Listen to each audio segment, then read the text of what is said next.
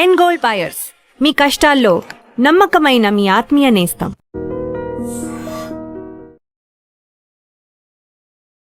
గోడ మీద ఏలాడదీసే తుపాకీ కూడా మౌనంగానే ఉంటుంది.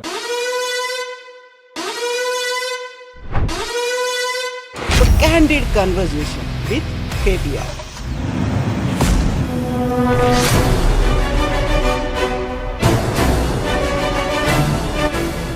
ఇందాక తూతూ మేమే అంటుంటే తూ తూ అని తిట్టుకుంటా. So 20 years of political journey.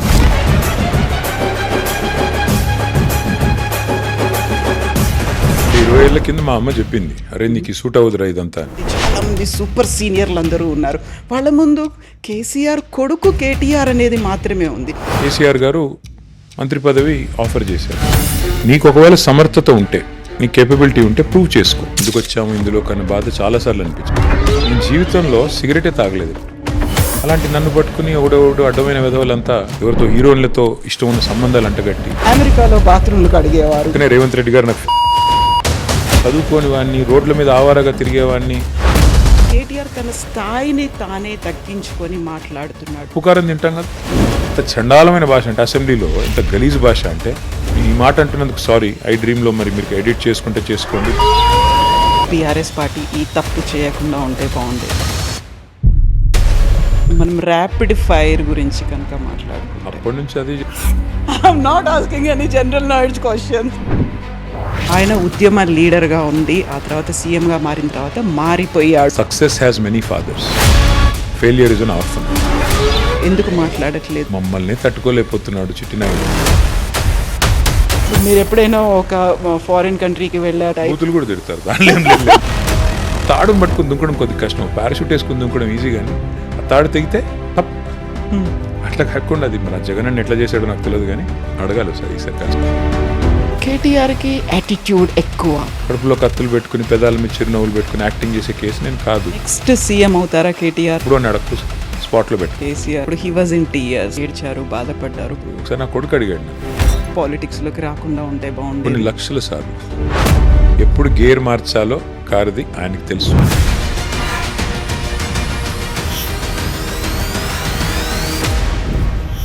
El Niño effect, ఒక ఎక్స్టెండెడ్ ఎండాకాలాన్ని ఇప్పుడు మనం చూస్తున్నాం. ఆ ఎండలతో పోటీ పడుతున్నటువంటి పొలిటికల్ అట్మాస్ఫియర్ కూడా కనిపిస్తుంది. ఎప్పుడు తూతూ మేమే అనేది కనిపిస్తుంది. ఆ తర్వాత విమర్శలు, ఆరోపణలు, సవాళ్ళు ఇవన్నీ ఉంటాయి కదా. వీటన్నిటిని కాస్త పక్కన పెట్టి ఫుర్సత్గా ముచ్చట్లు పెట్టుకుందాం, బిందాస్గా మాట్లాడుకుందాం. ఒక candid conversation with KTR.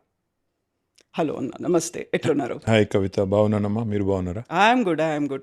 So 20 years of political journey. ఇందాక తూతూ మేమే అంటుంటే మేము తూ తూ అని తిట్టుకుంటున్నాం, అర్థం కాలేదు. నో.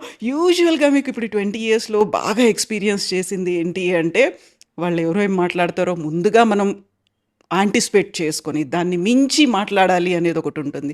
ఆర్ఎల్స్ ఇమ్మీడియట్గా ఇట్లా ఫ్రాక్షన్ ఆఫ్ సెకండ్స్లో కౌంటర్లు, సవాళ్ళు ఇట్లాంటివన్నీ ఉంటాయి. అదేం లేదమ్మా, నేను అసలు అవతల వాళ్ళు ఏం మాట్లాడుతున్నారు అనేది కూడా నేను యాక్చువల్గా చూడను, పట్టించుకోను. ఎందుకంటే నా పార్టీకి నేను మా పార్టీ తరపున, మా నాయకుడి తరపున ఒక స్పోక్స్ పర్సన్గా, ఒక కార్యకర్తగా నేనేం చెప్పాలనుకున్నానో నేను చెప్తాను తప్ప అవతల వాళ్ళు మమ్మల్ని ఏమంటున్నారు అన్న దాని మీద నేను అంత పెద్ద దృష్టి అయితే పెట్టను. ఎస్పెషలీ లాస్ట్ 2.5 yearsలో అయితే నేను పేపర్లు చదవడం మానేశాను, తర్వాత టీవీ చూడడం కంప్లీట్గా మానేశాను. సో దాని గురించి అసలు ఆలోచించట్లేదు. ఓకే, బట్ ఇంటర్వ్యూ ఇచ్చినందుకు థ్యాంక్ యూ సో మచ్.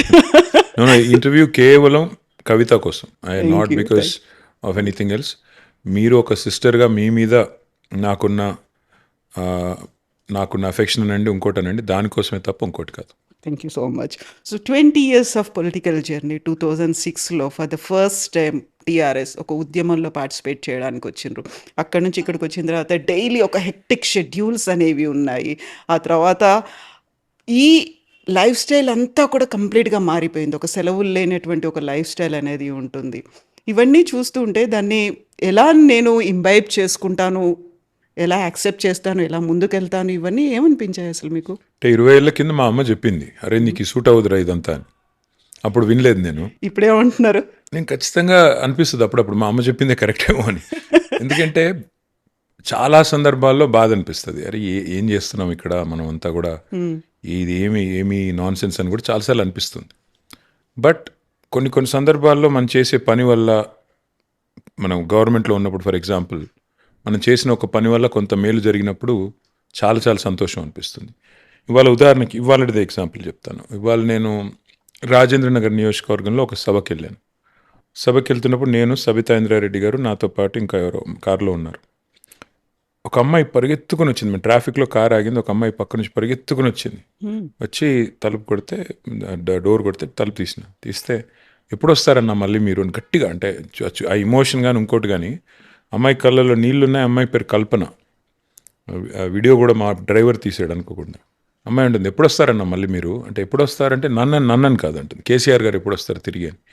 అంటే ఆ రకమైన ఆప్యాయతను మనం పొందగలిగినప్పుడు, నిన్నటికి నిన్న ఈ పక్కన మా నందినగర్లో, మా ఇంటి పక్కనే ఉండే, ఇక్కడ నుంచి వస్తున్న రోడ్డు మీద ట్రాఫిక్ జామ్ అయింది. అక్కడ కూడా ఒక అమ్మాయి పరిగెత్తుకుని వచ్చింది. నా పేరు లక్ష్మి, నేను కూరగాయలు అమ్ముతాను, మళ్ళీ మీరే రావాలా, మీరు నాకేం ఇవ్వకపోయినా పర్వాలేదు. అది కూడా మా వాళ్ళు ఎవరో వీడియో తీశారు. నేనేమంటున్నా అంటే, ఇలాంటివి జరిగినప్పుడు, ఇలాంటి అనుభవాలు కలిగినప్పుడేమో చాలా సంతోషంగా అనిపిస్తుంది, తృప్తిగా ఉంటుంది. మొన్న ఒక అబ్బాయి సడన్గా నాకు మెసేజ్ చేసినాడు, సార్ నేను టీ హబ్ వల్ల లాభం పొందాను, ఇప్పుడు నేను ఫోర్బ్స్ 30 అంటే 30 ఇయర్స్ కంటే తక్కువ ఉన్న దాంట్లో నేను అత్యంత ప్రభావవంతమైన వ్యక్తుల పేరులో నా పేరు వచ్చింది, మీకు వచ్చి థ్యాంక్స్ చెప్పాలి అన్నాడు. రమ్మన్నాను. వాళ్ళ నాన్నగారిని తీసుకొని వచ్చినాడు. వాళ్ళ నాన్నగారు పాపం చాలా అమాయకంగా ఉన్నాడు. ఏం చేస్తుంటారు మీరు అన్న? వాళ్ళ నాన్నగారు ఒక వెల్డర్, ఒక కూలీగా పనిచేసేటోడు. వాళ్ళ కొడుకు 27 ఏళ్ళు 2022లో స్టార్టప్ పెట్టాడు. 4 ఏళ్లలో he's become one of the most influential people according to Forbes. 30 ఉన్నాడు. So when he was thanking me, ఎంత సంతోషం అనిపించిందంటే, ఓహో మనం చేసిన ఎప్పుడో చిన్న ప్రయత్నం ఒక పిల్లోడికి లాభం జరిగింది. వాళ్ళ ఆ తండ్రిని అడిగాను నేను, మీ కొడుకు చెప్తుంది ఏమన్నా మీకు అర్థమవుతుందా అని. నాకు అర్థం కాలేదు అన్నాడు. కానీ నా కొడుకు మీలాంటి వాళ్ళతో కూర్చుని మాట్లాడుతున్నాడంటేనే నాకు సంతోషంగా ఉంది అన్నాడు. ఏదో సాధించిండు అనేది మాత్రం అర్థమవుతుంది. అంటే అట్లా, సో ఇట్లాంటి అనుభవాలు కలిగినప్పుడు ఏమనిపిస్తుంది అంటే, ఇట్స్ ఆల్ వర్త్ ఇట్ అనిపిస్తుంది. బట్ అన్నిటికన్నా మించి మీకు గుర్తుండాలి కవిత, మీరే ఇంటర్వ్యూ చేశారు. అప్పుడు మీరు TV9లో ఉండే, కేసీఆర్ గారు ఇంటర్వ్యూ చేశారు. మీరు తెలంగాణ వచ్చిన తర్వాత ఇదే ఇంట్లో ఆ పైన రూమ్లో మీరు ఇంటర్వ్యూ చేసినారు. కేసీఆర్ గారు కన్నీళ్ళు పెట్టుకున్నాడు ఆయన. ఎగ్జాక్ట్లీ. అసలు తెలంగాణ సాధించిన దాని ముందు మిగతా అన్ని బలాదూర్, ఇంకా మిగతా ఇది ఏమైనా ఎనీ సార్ట్ ఆఫ్ అచీవ్మెంట్, నేను మంత్రి అయ్యాను, 10 ఏళ్ళు మంత్రిగా ఉన్నాను, ఇవాళ ఎమ్మెల్యేగా ఉన్నాను, మా పోరాటం అట్లాగే కొనసాగుతుంది. కానీ ఆ ఫీలింగ్ పబ్లిక్ లైఫ్లోకి వచ్చిన తర్వాత ఏం సాధించావు నువ్వు, ఎప్పుడో ఒకప్పుడు రిటైర్ అవుతాం కదా, అయిన తర్వాత నా కొడుకో లేకపోతే ఫ్యూచర్లో ఎవరైనా అడిగారు ఇంకేం సాధించావు నువ్వు, తెలంగాణ సాధనలో నాది కూడా ఉడతా భక్తిగా ఒక ఇసుక రేణువంత పాత్ర నాది కూడా ఉంది అని చెప్పుకోవడానికి గర్వపడతాను. అంతకంటే ఏం కావాలి ఈ లైఫ్కి. కాకపోతే అమెరికాలో మీరు చేసినటువంటి ఉద్యోగం కావచ్చు, మంచి శాలరీ, ఎవరైతే ఒక కల కంటారో అట్లాంటి ఒక లైఫ్ను వదిలిపెట్టి ఫర్ ద ఫస్ట్ టైం ఇక్కడికి ల్యాండ్ అయినప్పుడు కేసీఆర్ కొడుకుగా మిమ్మల్ని చూశారు. ఒక రాజకీయ అరంగేట్రం చేస్తున్నప్పుడు అప్పటికే ఒక కాకలు తీరినటువంటి నేతలు ఉన్నారు, తలలు పండినటువంటి చాలామంది సూపర్ సీనియర్లు అందరూ ఉన్నారు. వాళ్ళ ముందు కేసీఆర్ కొడుకు కేటీఆర్ అనేది మాత్రమే ఉంది. సో మిమ్మల్ని మీరు నిరూపించుకోవాలి. ఇక్కడ ఉన్నటువంటి చుట్టూ ఏవైతే పరిస్థితులు ఉన్నాయో వాటన్నిటిని అర్థం చేసుకొని ముందుకు వెళ్ళాలి. కొన్ని హికప్స్ అనేవి ఉంటాయి, వీటన్నిటిని ట్యాకిల్ చేసుకుంటూ ముందుకు ఎట్లా వెళ్ళారు? దానికి అప్పుడు మీరు ఏం చేశారు అసలు? ఏమీ లేదు మా. In fact today is father's day. I have to acknowledge my father. KCR గారి కొడుకుగా నేను పుట్టకపోయి ఉంటే ఇదేది ఇప్పుడు నేను మీతో కూర్చొని మాట్లాడే అవకాశమే లేదు. కేసీఆర్ గారి కొడుకుని కాకపోతే నాకు ఈ పాత్ర లేదు, నాకు ఇంత ఇవాళ ఇంత వచ్చిన పేరు కానీ ఇంకోటి కానీ ఏది నాకు ఈ అవకాశం వచ్చేది కాదేమో. సో వాస్తవాలే. మనం మన పరిధి మించి, మన శక్తికి మించి ఊహించుకుంటే కష్టం. నేను అనేదల్లా అల్టిమేట్గా కేసీఆర్ గారి కడుపున పుట్టడం నా అదృష్టం. ఆయన ఒక గొప్ప ఉద్యమ నాయకుడు, ఎంతోమంది కార్యకర్తల మాదిరిగానే నాకు కూడా అవకాశం వచ్చింది. బట్ సహజంగా నాకున్న ప్రత్యేకత ఏంటంటే నేను ఆయన కడుపున పుట్టడం. దానివల్ల ఏమైంది, ఆటోమేటిక్గా మీడియా గుర్తింపు కానీ ఇంకోటి కానీ వచ్చింది. మీడియా గుర్తింపు కానీ ఇంకోటి కానీ వచ్చినప్పుడు మనం, చిన్న ఉదాహరణ చెప్తాను మీకు నేను. 2014లో ప్రభుత్వం వచ్చింది, ప్రభుత్వం ఏర్పడినాక కేసీఆర్ గారు మంత్రి పదవి ఆఫర్ చేశారు. నేను మంత్రిని చేస్తున్నాను అన్నారు. అంటే నేను ముందుకు సంకోచించిన కొద్దిగా.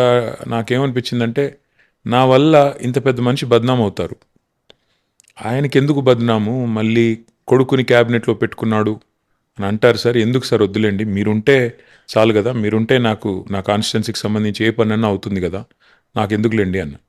అంటే ఆయన అన్న మాట ఏంటంటే, ఈ రోజు కాదు, ఇంకో 20 ఏళ్ల తర్వాత నీకు నేను మంత్రి పదవి ఆఫర్ చేసినా కొడుక్కి ఇచ్చాడని అంటారు. నీకు ఒకవేళ సమర్థత ఉంటే, నీ కేపబిలిటీ ఉంటే ప్రూవ్ చేసుకుంటే స్టేట్ కోసం మంచి పని చేసిన వాడు అవుతావు. ఎగ్జాక్ట్లీ. ఒకవేళ ప్రూవ్ చేసుకోకపోతే ప్రజలే తిరస్కరిస్తారు, పక్కన పెడతారు. కాబట్టి నువ్వు నా కొడుకు అనడం క్వాలిఫికేషన్ కాకూడదు, అదొకటే క్వాలిఫికేషన్ కాకూడదు, బట్ నువ్వు నా కొడుకు అనడమే అబ్స్ట్రక్షన్ కూడా కాకూడదు నీ గ్రోత్కి. కాబట్టి నువ్వు ఆలోచించుకో అన్నారు. సరే, మరి ఆయన చెప్పింది కూడా లాజికల్గానే అనిపించి తీసుకున్నాను, పని చేసిన. ఇవాళ నేను వెనక్కి తిరిగి చూసుకుంటే వాస్తవం ఏంటంటే కవిత, 100% ఆయన ఏదైతే చెప్పారో తూచా తప్పకుండా చేసుకుంటూ పోయాను. అంతే తప్ప ప్రత్యేకంగా ఫలానా చేయాలనో, ఒక ఎజెండాతోనో, ఒక పర్సనల్ అగ్రాండైజ్మెంట్ కోసం నేనేం ప్రయత్నం చేయలేదు. మా నాయకుడు ఏ పని చెప్తే ఆ పని తూచా తప్పకుండా ఒక కార్యకర్తగా చేసుకుంటూ పోయాను. సో ఆ ప్రాసెస్లో కొన్ని విజయాలు రావచ్చు, కొన్ని అపజయాలు రావచ్చు, కొన్ని ఎదురు దెబ్బలు తగలవచ్చు, కొన్ని జరగవచ్చు, but that is life. Exactly. ఒక వారసత్వ రాజకీయం అనేటువంటి ఒక నెగటివ్ కామెంట్ ఉంటుంది. At the same time KCR లెగసీని కేటీఆర్ కంటిన్యూ చేస్తున్నాడా అనేటువంటి ఒక బాధ్యత, అంచనాలు ఉంటాయి. 2 డిఫరెంట్ వరల్డ్స్ అనేవి ఉంటాయి. వీటన్నిటిని ట్యాకిల్ చేసుకుంటూ ముందుకెళ్ళడం అనేది ఒక రకంగా సంతృప్తి ఉందా, ఆనందం ఉందా అంటే ఎందులో కనిపిస్తోంది మీకు ఇదంతా? అంటే కొన్ని సందర్భాల్లో బాధ అనిపిస్తుంది. అసలు ఎందుకు వచ్చాము ఇందులో కన్నా బాధ చాలాసార్లు అనిపించింది. ముఖ్యంగా పర్సనల్గా ఫ్యామిలీని టార్గెట్ చేసినప్పుడు, పర్సనల్గా విమర్శలు చేసినప్పుడు, అడ్డగోలుగా మాట్లాడినప్పుడు, అసలు ఇష్టం ఉన్న లింకులు పెట్టి నాకు విచిత్రం అనిపించేది. నేను జీవితంలో సిగరెటే తాగలేదు ఎప్పుడు. అలాంటి నన్ను పట్టుకుని ఒకడోడు అడ్డమైన విధవులంతా నువ్వు డ్రగ్స్ తీసుకుంటావు అంటాడు. డ్రగ్స్ తీసుకోవడం ఏంది వీళ్ళ బొంద? అసలు నేను ఫస్ట్ అనుకున్నాను, అసలు బుద్ధి జ్ఞానం ఉందా వీళ్ళకి, అసలు ఈ పిచ్చి మాటలు ఎవడు పట్టించుకుంటారు అన్నట్టుగా నేను ఎన్నడూ రెస్పాండ్ అయ్యేవాడిని కాదు. కానీ ఒక అబద్ధాన్ని 100